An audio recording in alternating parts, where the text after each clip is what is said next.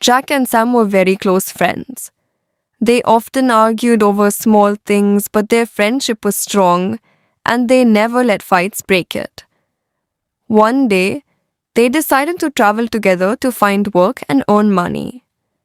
During their journey, they passed through villages, towns, forests, and beaches. They always helped and supported each other. After many days of traveling, they reached a hot desert.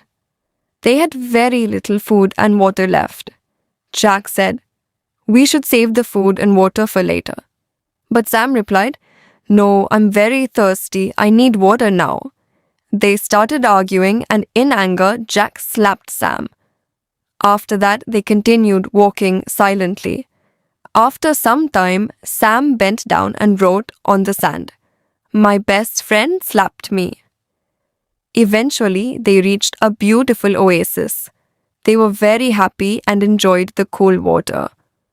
While they were bathing, Sam accidentally slipped and started drowning.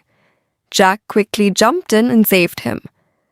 Sam hugged Jack and said, "Thank you for saving my life." After resting for a while, they prepared to leave. Before leaving, Sam carved something on a rock. "My best friend saved my life." Jack asked, "Why did you write on sand before and now on rock?" Sam smiled and said, "When you hurt me, I wrote it on sand so the wind could erase it.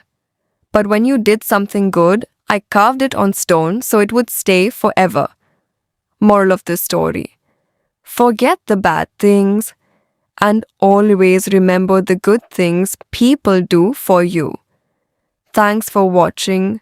Do subscribe our channel Easy English Daily for more awesome stories, for more updates.